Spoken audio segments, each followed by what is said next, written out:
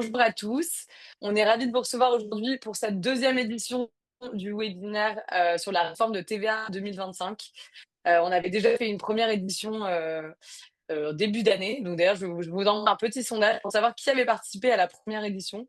C'est intéressant de savoir, on adaptera le contenu aussi du webinaire pour savoir à quel point vous êtes déjà au courant de ce qui avait été présenté par le gouvernement.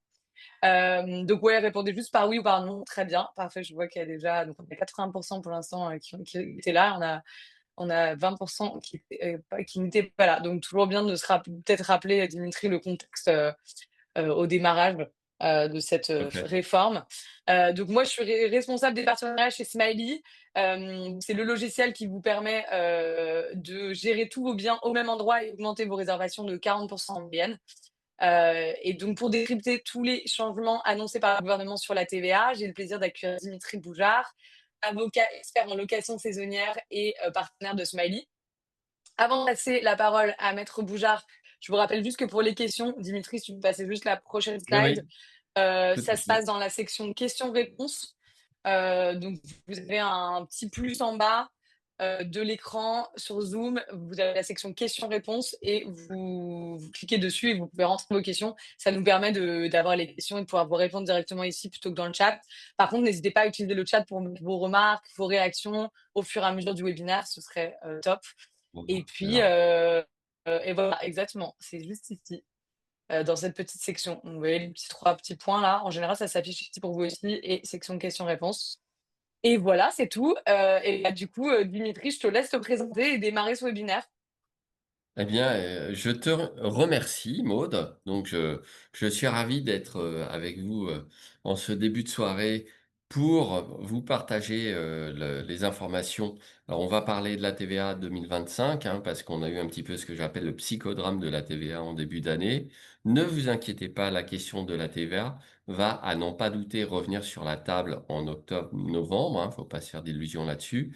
On reviendra un petit peu aussi sur la loi Le Meur. Je sais qu'on en avait déjà parlé, mais moi j'aime bien la répétition. Et puis j'ai aussi quand même un regard pratique à vous partager, puisque depuis l'entrée en vigueur de la loi Le Meur, j'ai vu renaître du contentieux en copropriété. Donc je ferai un petit focus sur ce point particulier. Et puis, je vous donnerai enfin, dans une troisième partie, on vous donnera la parole pour, poser vos questions. Donc ra je me présente rapidement, je suis Dimitri Boujard, avocat au barreau de Paris depuis 1995. Je suis expert, sur ces questions de location immobilière et notamment de la location meublée en courte durée. Je suis moi-même investisseur immobilier depuis 2001 et puis je suis, «entrepreneur web» entre guillemets. Ça signifie tout simplement que j'ai un podcast en ligne, sur abonnement pour investisseurs, sous-loueurs, professionnels de l'IMO, qui s'appelle Le Droit d'investir et je vends aussi des contrats destinés à sécuriser les propriétaires bailleurs, dans leur activité de location. Alors, pour, entrer dans le vif du sujet et justement sur la TVA, sujet directement lié à la para-hôtellerie, d'accord? Je vais vous rappeler rapidement le contexte. Donc l'administration fiscale a publié le 26 mars 2025 une nouvelle instruction à propos des critères de la para-hôtellerie. Nouvelle instruction qui est venue percuter, en quelque sorte, si j'ose dire, la problématique de l'abaissement du seuil de TVA. Alors, quand même, là, il faut que je rentre dans le détail pour vous expliquer concrètement, parce qu'il y a beaucoup de gens qui ont été perdus en route avec tout ça, vu le nombre incessant de revirements. Donc, petite difficulté sur le vote de la loi de finances pour l'année 2025 en 2024 et finalement la loi de finances est votée le 16 février 2025. Dans cette loi de finances apparaît l'abaissement du seuil de franchise de TVA, ce qui a fait hurler les micro-entrepreneurs notamment. Mais à vrai dire, l'abaissement du seuil de franchise de TVA concernait l'ensemble des acteurs assujettis à la TVA, c'est-à-dire des acteurs qui ont une activité commerciale assujettie à la TVA.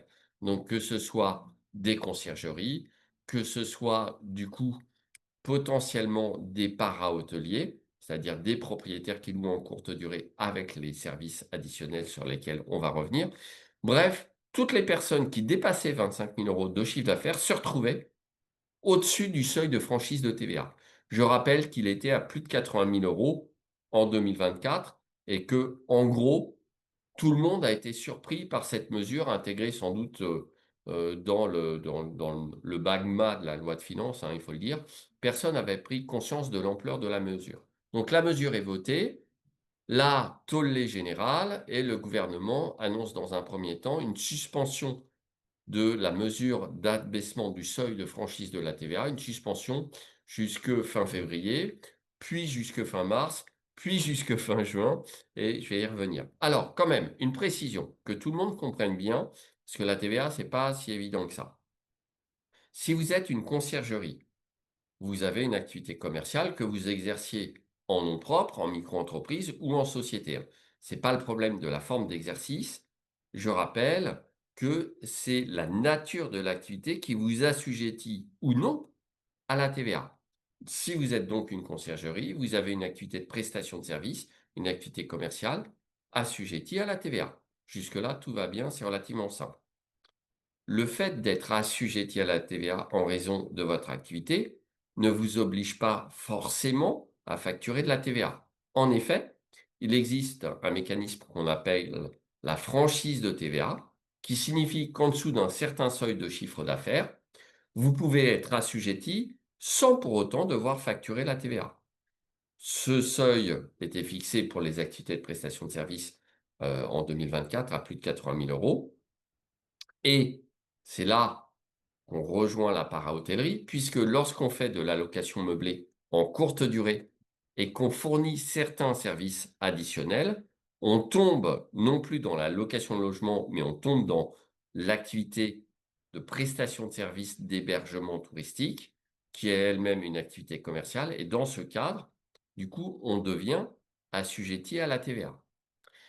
Et la conjonction du changement des critères en août 2024 de la para-hôtellerie et de l'abaissement du seuil de TVA a fait grand bruit également dans le domaine de la location meublée en courte durée, parce que j'ai moi-même des clients qui se sont empressés de s'assujettir à la TVA dès la fin février, j'en ai un ou deux, en se disant: «Ah zut, je fais 40 000 euros de chiffre d'affaires.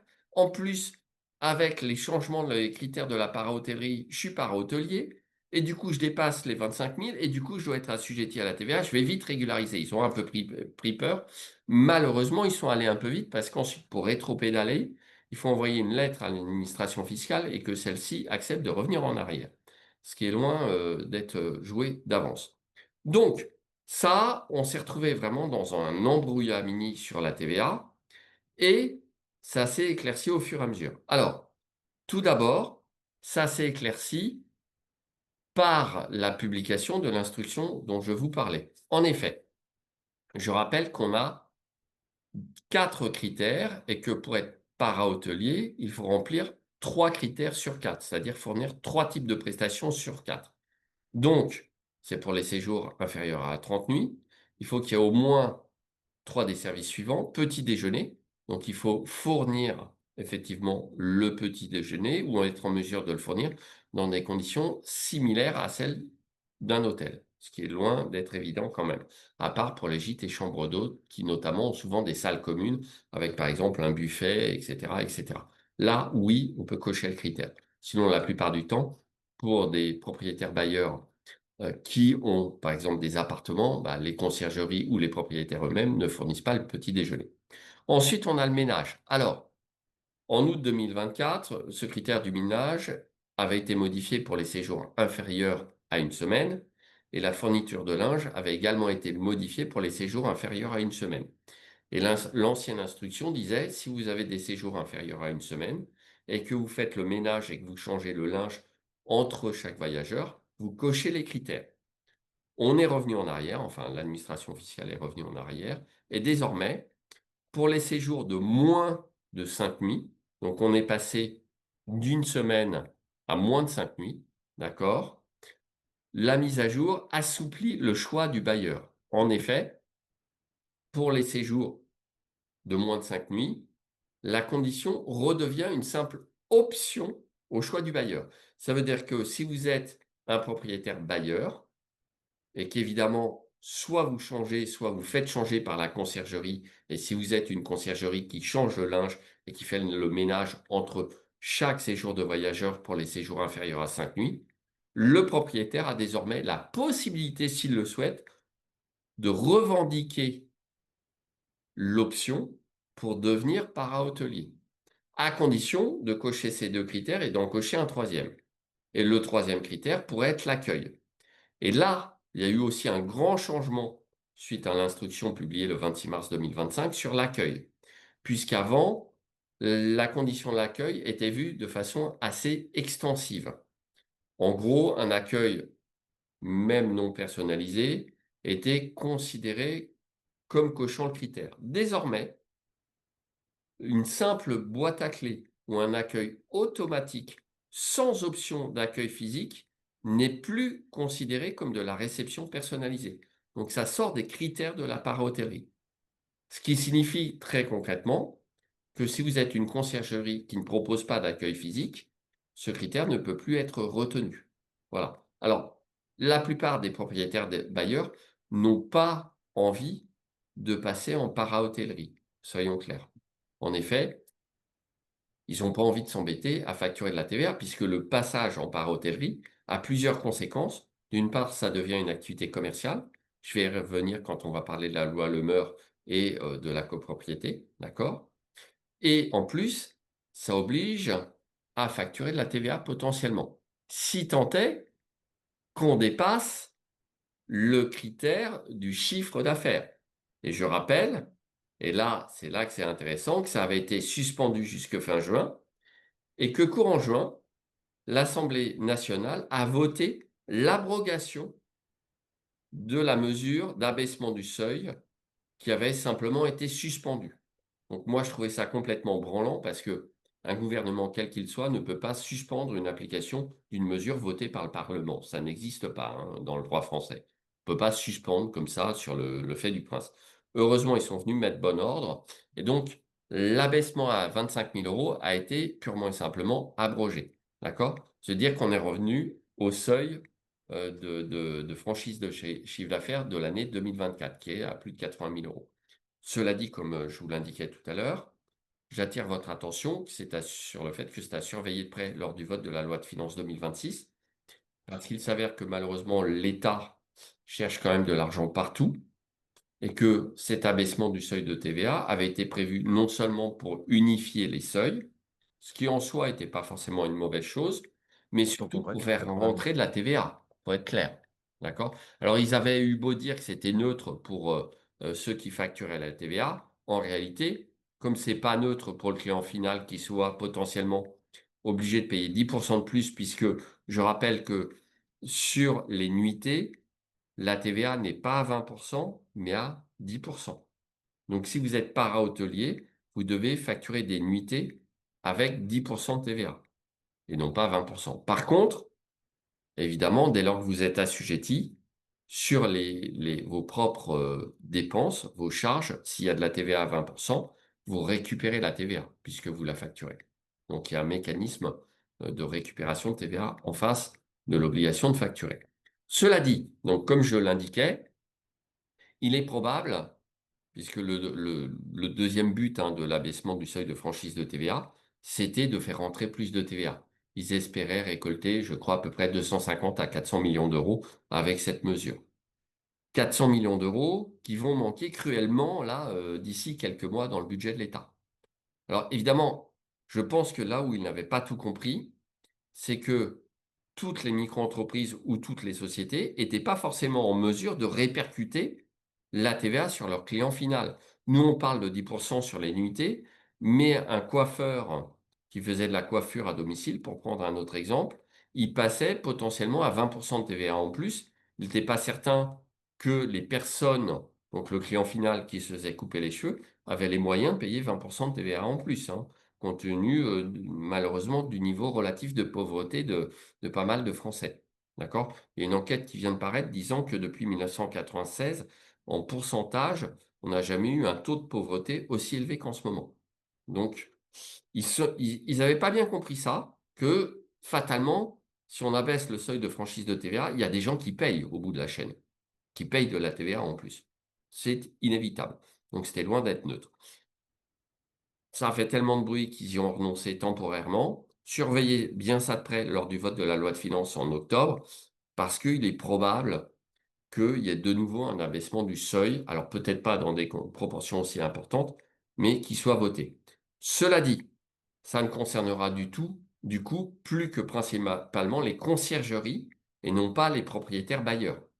La conciergerie, elle, a toujours une activité commerciale soumise à la TVA, et donc elle pouvait bénéficier du seuil de franchise, mais comme grâce à la nouvelle modification des critères de la para-hôtellerie, de nouveau, la plupart des propriétaires bailleurs sont exclus du champ de la para-hôtellerie et rebasculent sur une activité civile et non pas commerciale, et donc une activité civile par hypothèse non assujettie à la TVA, hors du champ d'application de la TVA. C'est l'article 261D de mémoire du Code général des impôts. D'accord?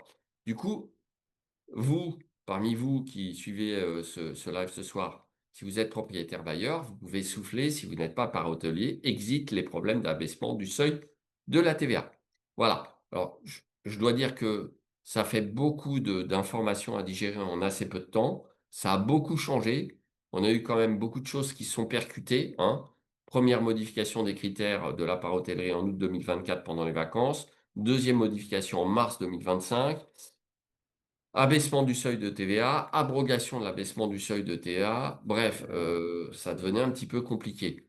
On va rajouter à tout ça une couche supplémentaire qui est les conséquences de la loi Lemeur sur la fiscalité du propriétaire bailleur qui loue en location courte durée et évidemment aussi les conséquences en termes de responsabilité pour les conciergeries. D'accord? Parce que là, potentiellement, vous qui nous écoutez, vous êtes soit une conciergerie, soit un propriétaire bailleur. Et si vous êtes une conciergerie, et si vous êtes un propriétaire bailleur et que vous ne respectez pas la réglementation, on va voir que ça va piquer un petit peu quand même. D'accord?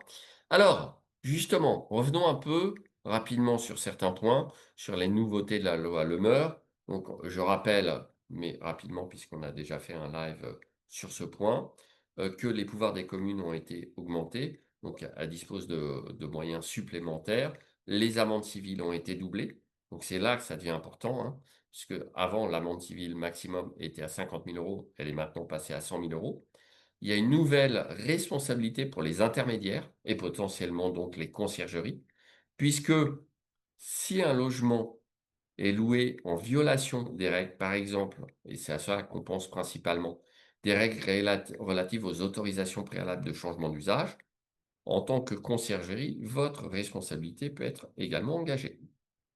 Donc, c'est une règle nouvelle qui découle de la loi Lemeur. En conséquence de quoi, si vous êtes propriétaire bailleur, plus que jamais, vous devez respecter les obligations légales. Et si vous avez un doute, vous interrogez la commune pour connaître vos propres obligations. D'accord? Et si vous êtes une conciergerie, vous devez vous assurer que vos clients respectent les obligations légales, notamment en obtenant de la part de vos clients le justificatif qu'ils ont bien respecté les règles du jeu. Ensuite, on a de nouvelles amendes administratives donc, qui ont été créées et qui peuvent être prononcées par le maire, jusqu'à 10 000 euros en cas de défaut d'enregistrement d'un meublé de tourisme et jusqu'à 20 000 euros en cas de fausse déclaration d'usage d'un faux numéro d'enregistrement. D'accord? Donc, attention quand même. Et puis, on va voir qu'il y a aussi des changements sur la durée de location pour les résidences principales. Et ça, la mairie de Paris a déjà mis ça en place. La mairie de Lyon vient de voter une mesure similaire, abaissement de 120 jours à 90 jours, la possibilité de louer la résidence principale. D'accord? Alors, on peut s'interroger, et moi je ne manque pas de le faire, sur les motivations réelles et l'utilité de faire ça, puisque ça remet zéro logement sur le marché locatif. Ce qui, a priori, était le but de la loi Lemeur. Re- Serrer un peu la vis de la location courte durée et remettre des logements sur le marché. On va s'apercevoir que, bah, par exemple, typiquement ce genre de mesure, pour moi, est une mesure vexatoire. On veut empêcher les gens de gagner de l'argent, tout simplement. On va dire que c'est pour éviter la fraude sur les résidences principales, avec les moyens de contrôle dont dispose le fisc, qui transmet en plus à l'URSSAF toutes les informations. En réalité, les mairies ont de plus en plus de pouvoir de contrôle et de toute façon, il va falloir justifier par la production, auprès des services de la mairie, de son avis d'impôt. Et l'avis d'impôt, il est envoyé où et quelle adresse figure? C'est l'adresse de la résidence principale qui figure sur l'avis d'impôt. Donc, il va falloir déjà justifier. Donc, je pense que la fraude à la résidence principale pour pouvoir faire de la location meublée en courte durée est assez largement surestimée et que c'est un, vraiment, ça a été plus fait dans le but d'emmerder le monde, hein, passez-moi l'expression, et d'empêcher les gens de louer en courte durée. L'autre argument qui est mis en avant, c'est éviter la surfréquentation touristique. Je veux dire, dans un pays comme la France, où il reste quand même pas grand-chose à part le tourisme, hein, qui est, je crois, le deuxième ou troisième pourvoyeur de recettes fiscales en France, en tout cas en termes de secteur économique, c'est dommage quand même de se tirer une balle dans le pied. Et on voit les premiers effets sur toute la côte basque, puisqu'il y a une baisse de fréquentation drastique du nombre de voyageurs et de touristes. Par exemple, à Hendaye, d'après ce que je lisais dans un article récemment, il y aurait 2000 touristes par jour en moins à Hendaye, et les commerçants commencent à se plaindre. Bah oui, logique, hein. Plus on restreint la location meublée en courte durée, plus on restreint les possibilités de logement pour les voyageurs et les touristes, et moins on a d'activité économique. C'est pas plus compliqué que ça. D'accord? Donc, néanmoins, vous devez vous renseigner si vous êtes propriétaire bailleur ou si vous êtes une conciergerie qui opère sur une résidence principale pendant que les propriétaires sont partis en voyage. Eh bien, vous devez vous renseigner sur le respect strict du nombre de jours maximum de location. Donc, ça peut être 120 jours, ça peut être 90 jours, ça peut être aussi entre les deux, hein. Donc, voilà. Renseignez-vous au cas par cas.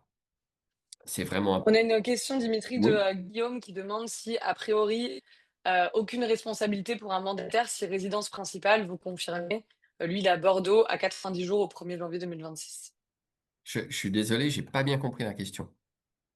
Il demande s'il y a il a une responsabilité. Est-ce qu'il y a une responsabilité pour le mandataire si il est en résidence principale?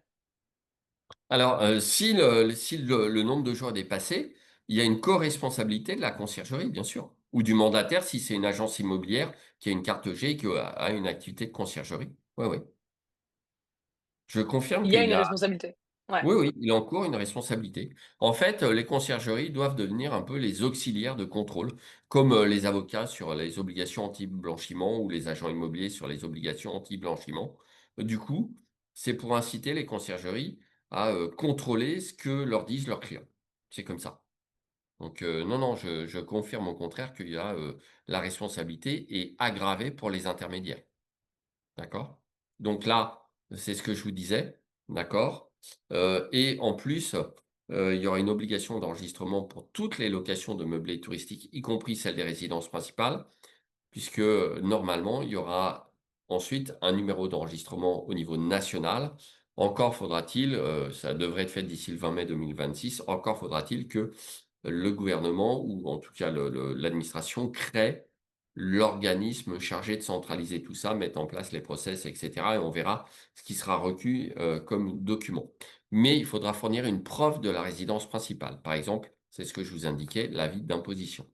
Et ça vise à éviter les faux statuts de résidence principale utilisés parfois pour échapper aux contraintes anti-Airbnb. Je vous donne l'exemple, à Biarritz, désormais, il y a une mesure de compensation dès le premier logement. On voit les effets, hein, puisque le nombre de locations touristiques a chuté drastiquement. Bonne ou mauvaise chose, je ne vais pas entrer dans le débat.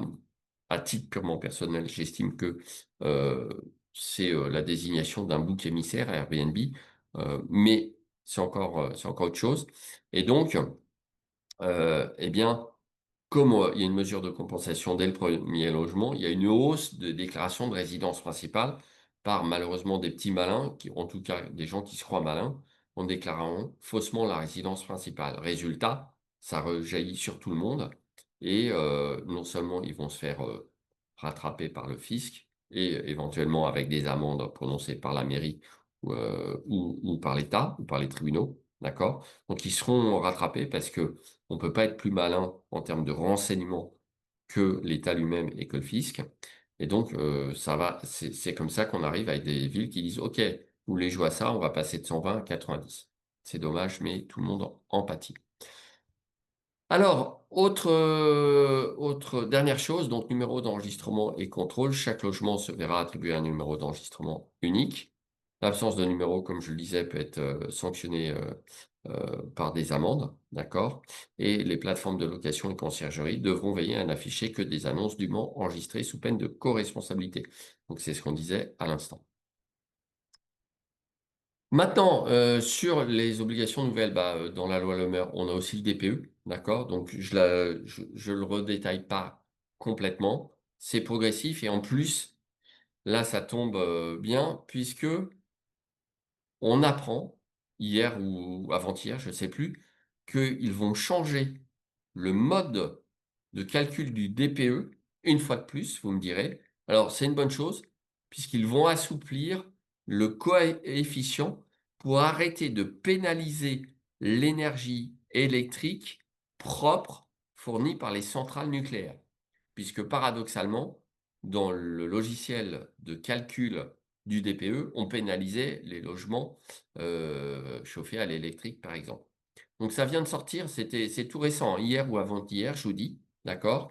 Donc là-dessus, vous avez les grands principes dans la loi Le Meur. Et ce qu'il faut retenir, c'est que maintenant, si vous louez en courte durée, vous allez être astreint au DPE, mais potentiellement, vous allez peut-être quand même échapper à des interdictions de louer parce qu'on va assouplir le coefficient d'énergie. Alors, j'ai pas tout compris, je suis pas un technicien. Si vous avez des doutes là-dessus, rapprochez-vous des diagnostiqueurs immobiliers et de ceux qui sont bons sur le DPE, hein, évidemment. Alors, j'ai lu aussi rapidement qu'en réalité, ça va pas se faire demain, hein. Ça devrait être à l'horizon de janvier 2026, parce que tout ça nécessite une adaptation, et que vous devriez pouvoir convertir vos DPE anciens en DPE nouveaux.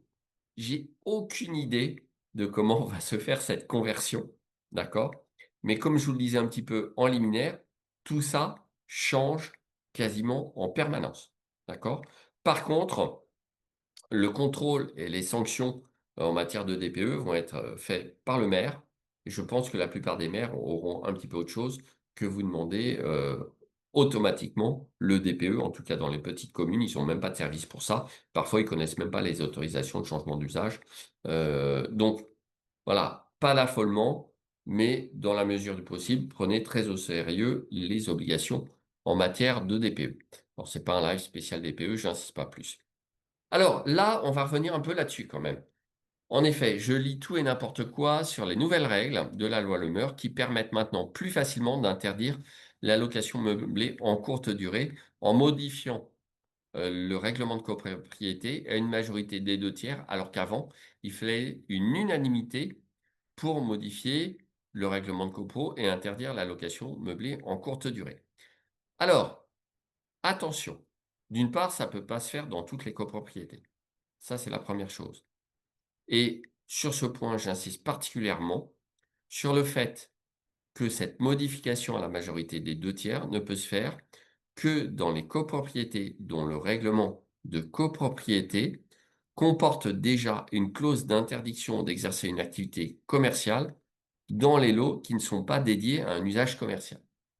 Alors après, est-ce que c'est une interdiction implicite ou une interdiction expresse? Moi, j'ai tendance à dire que c'est une interdiction express et qu'il suffit pas qu'il y ait une clause de bourgeoisie simple. Et j'ai commenté très récemment sur LinkedIn, j'ai fait un post LinkedIn à propos d'une décision du mois de juin, donc récente, hein, du tribunal judiciaire de Nantes, qui interprète restrictivement le règlement de copropriété. Et justement, lorsqu'il y avait une clause de bourgeoisie simple, le tribunal a pris soin de rappeler qu'en vertu de la jurisprudence la plus récente de la Cour de cassation, la location meublée en courte durée n'est pas une activité commerciale, c'est ce que je vous indiquais tout à l'heure, sauf application des critères de la para-hôtellerie. Auquel cas, si on fait non plus de la location meublée en courte durée, mais de la para-hôtellerie, on bascule dans une activité commerciale. La problématique de la loi Le Meur, c'est qu'elle est venue remettre une couche sur l'activité commerciale, alors que la location meublée en courte durée n'est pas une activité commerciale. Arrêt de la Cour de cassation du 25 juin 2024. Donc, cette loi Lemeur ressème la confusion et en tant qu'avocat, je vois de plus en plus de nouveau un regain de contentieux dans ce domaine. Et si vous êtes une conciergerie ou si vous êtes un propriétaire et que vous voyez arriver une convocation, une assemblée générale avec une proposition d'interdiction à la majorité des deux tiers, etc., etc., n'attendez pas que ça soit voté, anticipé, protestez en avant, en amont, pardon. Faites analyser votre règlement de copro, vérifiez qu'on peut ou non faire voter une telle interdiction à la majorité des deux tiers, ou au contraire que cette interdiction devra toujours être votée à l'unanimité. C'est du cas par cas en fonction de chaque règlement de copropriété. Par contre, la pire des choses à faire, c'est d'attendre que ça soit voté, de ne pas réagir, parce qu'après, il vous appartiendra, en tout cas aux propriétaires des lots, d'aller batailler en justice pour faire annuler la résolution éventuellement votée illégalement. Alors qu'en agissant préventivement, il peut arriver assez souvent que vous soyez en mesure de convaincre justement le syndic et les copropriétaires de retirer cette résolution. Ça serait dommage de perdre cet avantage. D'accord? Donc soyez proactifs. Et oui, je sais, on met toujours en avant les nuisances qui sont générées, mais en réalité, finalement, il n'y a pas forcément tant de nuisances que ça. D'accord? J'attire également votre attention sur le fait que la loi Le Meur ne peut pas interdire l'allocation meublée en courte durée dans les résidences principales. D'accord? Ça serait carrément illégal. Donc, si vous êtes copropriétaire et que vous faites de la location meublée en courte durée dans votre résidence principale, même en cas de modification, on ne pourra pas vous l'interdire. De la même façon qu'on ne pourra pas interdire la location meublée courte durée dans un immeuble qui finalement est à usage mixte avec potentiellement l'autorisation d'exercer des activités commerciales.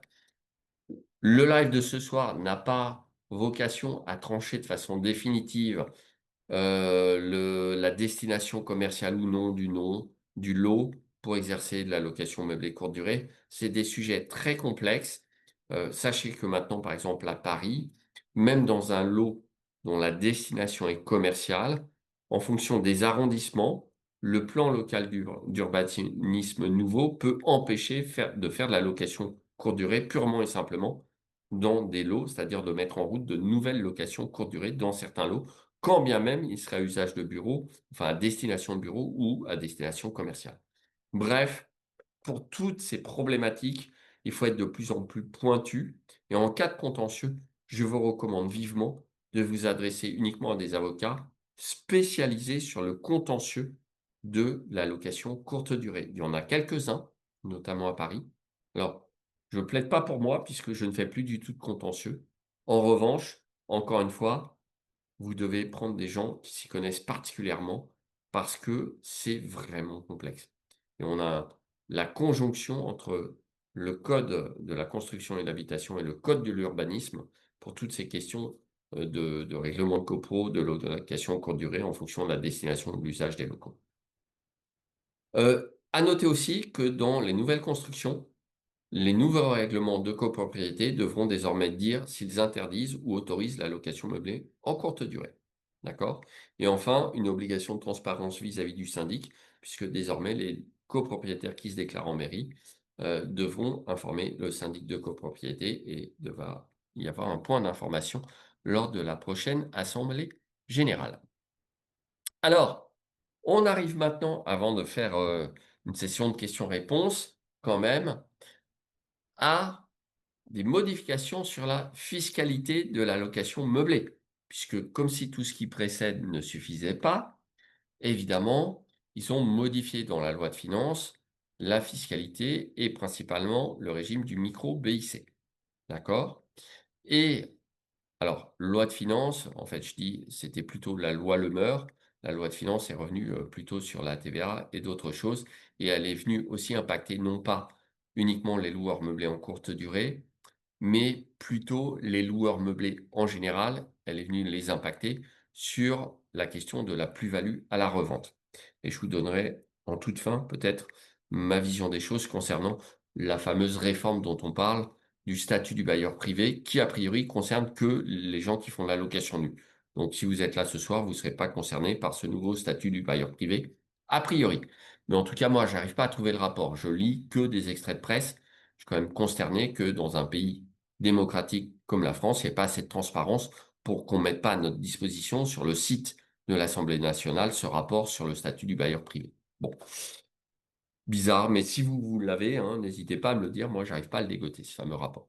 Donc, revenons à cette nouvelle fiscalité qui concerne le micro-BIC.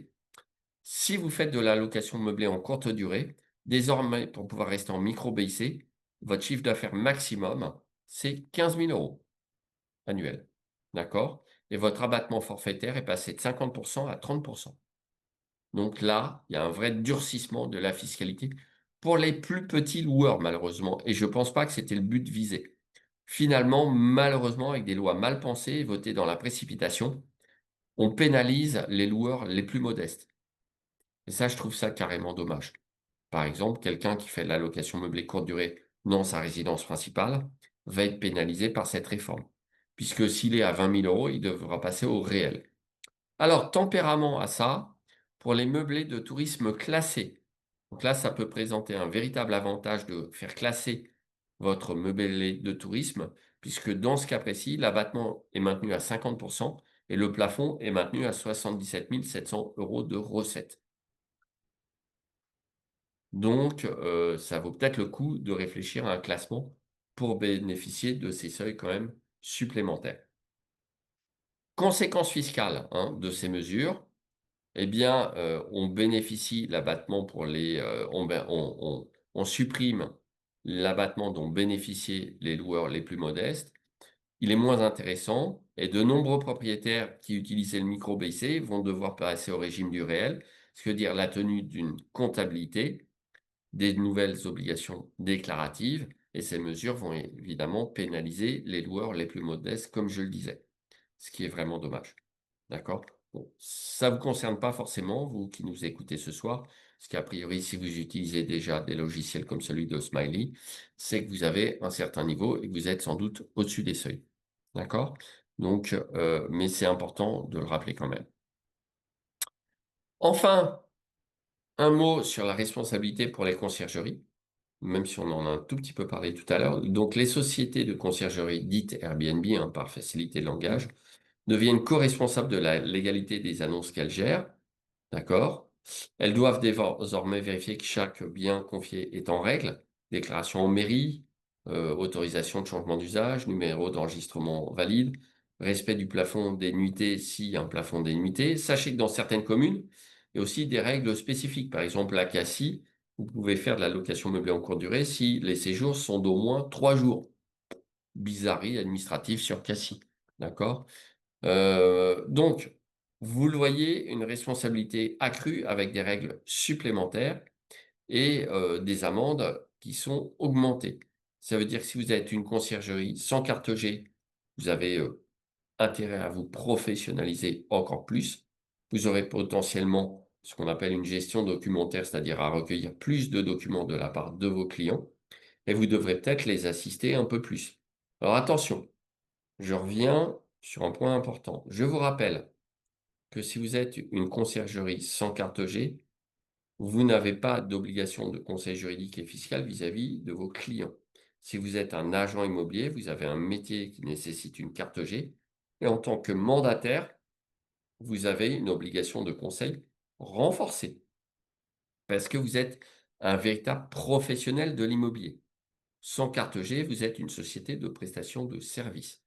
Donc ce contexte, qui est de plus en plus quand même réglementé, il faut le dire, et contraint, m'incite à vous conseiller, pour les conciergeries sans carte G, à envisager d'obtenir les équivalences et peut-être d'obtenir une carte G pour avoir plus de liberté. Il y a des obligations supplémentaires, des contraintes supplémentaires, une obligation de conseil renforcée, mais potentiellement, vous pouvez aussi aller chercher plus de travail sur des secteurs qui vous échappaient jusqu'alors. Donc, c'est pour ça que je vous dis que ma recommandation dans cette hypothèse serait potentiellement de réfléchir à l'obtention de la carte G. Voilà, je vous propose qu'on passe maintenant, si je ne me trompe pas, parce que la dernière slide, c'est plutôt ma présentation, qu'on passe à une séance de questions-réponses. si tant est que, il y a des questions, bien évidemment. Heu, voilà. Ouais, on avait des questions, ouais.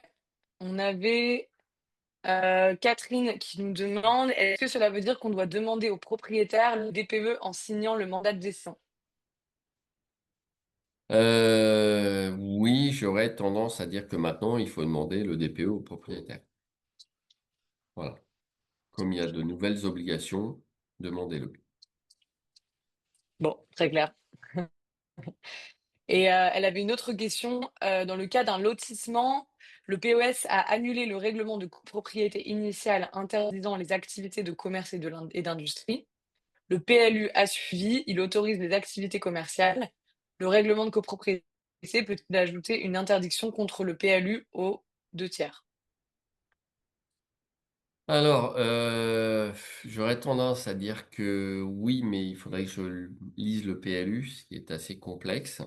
Heu, oui, je pense que, dans les lots, alors il faut pas confondre l'usage et la destination, mais on peut envisager, que, dans les lots qui n'ont pas une destination commerciale, donc dans les lots d'habitation, le règlement de copro interdise purement et simplement la location meublée en courte durée. Là, les dispositions de la loi Lemeur avec le vote à l'interdiction des 2/3 concernaient les règlements de copropriété existants. Comme je l'ai dit, pour les nouvelles copropriétés et les nouveaux règlements de copropriété, cette, interdiction doit être prévue dès le départ. Là, je connais pas plus que ça le contexte et je m'aventurerai pas, à en dire plus parce que ça nécessiterait l'étude des documents.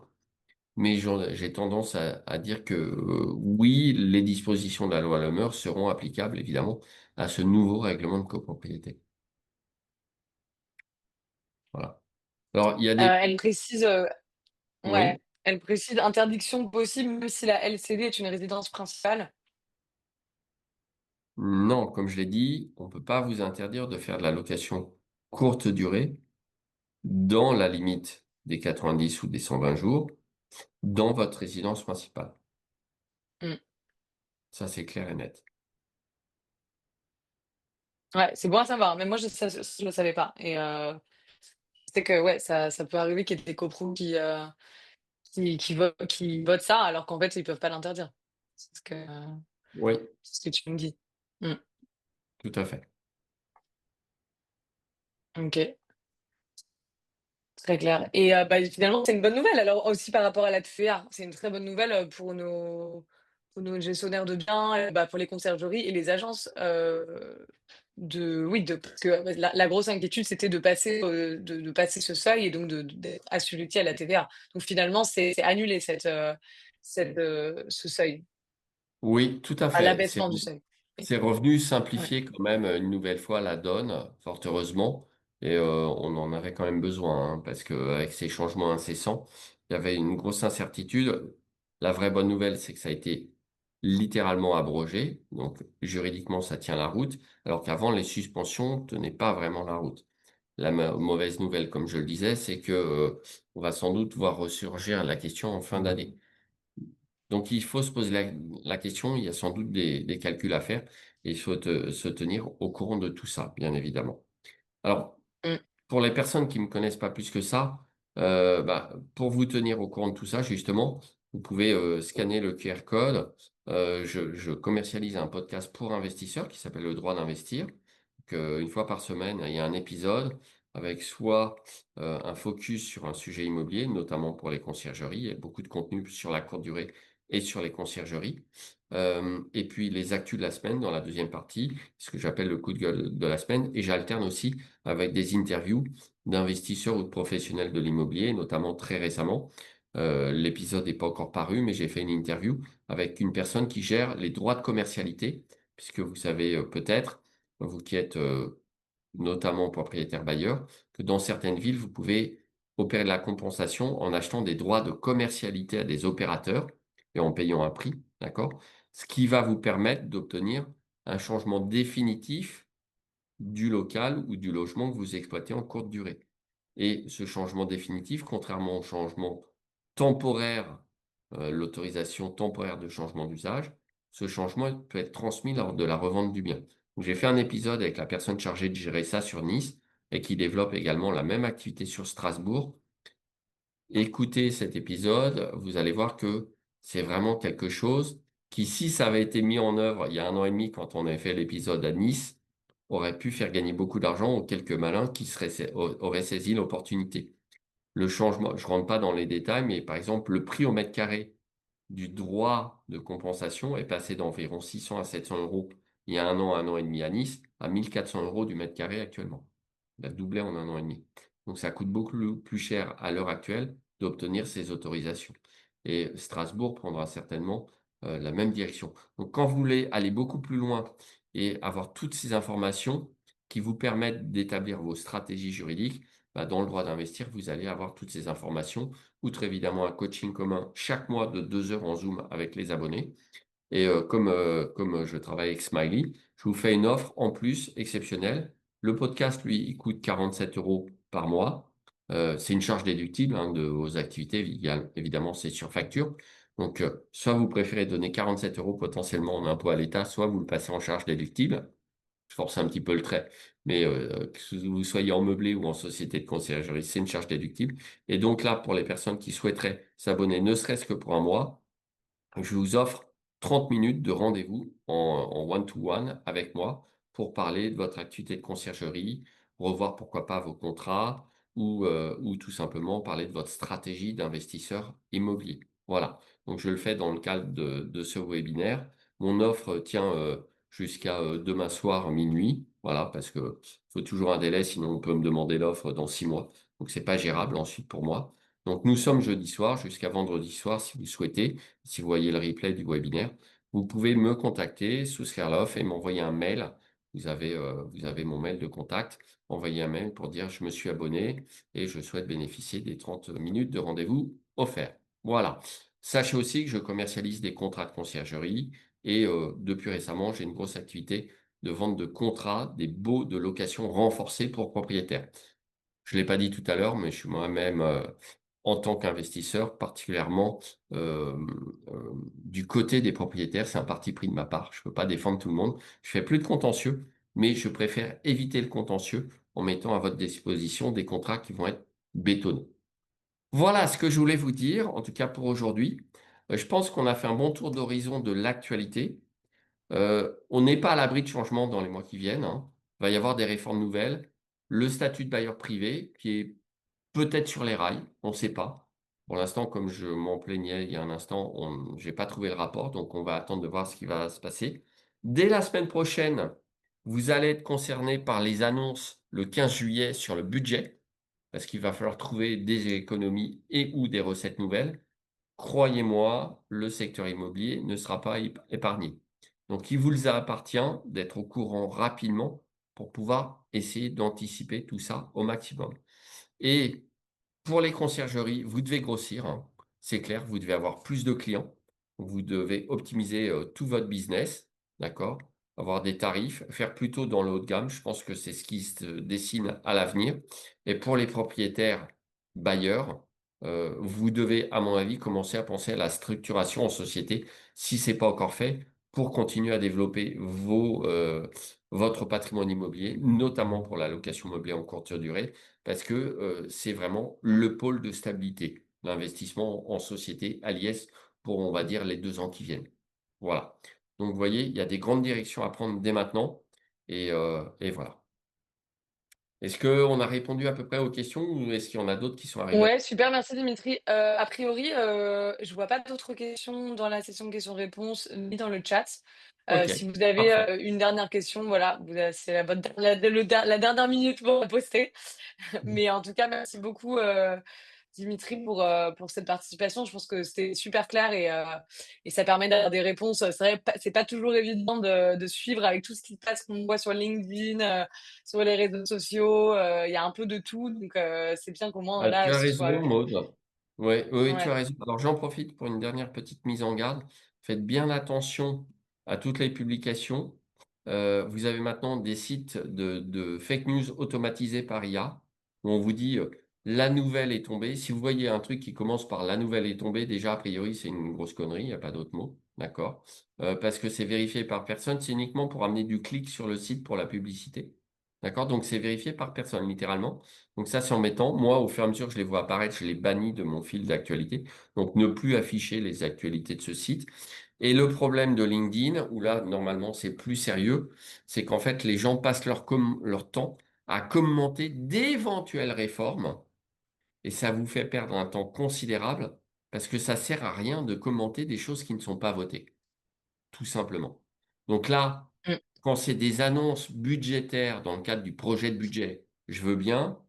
Quand c'est les pistes du rapport, etc., grosso modo, ça sert à rien de perdre du temps avec ça. C'est comme lors du vote de la loi de finances en fin 2024. Les gens ont passé leur temps à commenter, commenter, commenter. Le gouvernement a été censuré, tout est parti à la poubelle et tout a été remis à neuf en février 2025. Moi, j'ai dit, perdez pas de temps, attendez de voir ce qui sera voté. Donc, je vous mets en garde là-dessus. Ne perdez pas votre temps avec ce genre de choses. Ne vous documentez qu'auprès des professionnels de ce secteur. Ça, c'est une vraie recommandation. Je le lis d'autant plus volontiers que moi, je fais une veille quotidienne sur ces sujets et que moi-même, parfois, je perds du temps. Il m'arrive encore de temps en temps de me faire avoir et cliquer sur un truc en me disant, j'aurais pas raté une info. Et je vois très rapidement que c'est une grosse bêtise générée par IA, même si j'adore l'IA par ailleurs. Voilà. Donc recommandation, faites de plus en plus attention à ce que vous lisez sur Internet parce qu'il y a plus en plus de stupidité. Ouais, super clair. Bah, merci beaucoup Dimitri. Voilà. Super, merci à tous, pour votre participation, et puis, bah, on espère que c'était clair. N'hésitez pas à nous faire vos retours, si besoin. On partagera, l'enregistrement sur YouTube, donc et n'hésitez pas à aller voir notre chaîne aussi, la chaîne de, bah, Le Droit d'Investir et la chaîne de Smiley où, bah, on a tous les enregistrements des webinaires donc comme ça vous pouvez suivre aussi s'il y en a des nouveaux qui viennent, qu'on fera avec Dimitri ou, sur d'autres sujets comme celui, qu'on a fait avec Airbnb hier. Voilà. Très bien. Bah, merci à tous et bonne soirée, bonne, saison. À très Bel bientôt. été et plein de bonnes Bel choses, été. plein d'activités, c'est le moment. Foncez. Merci beaucoup. Au revoir. Au revoir.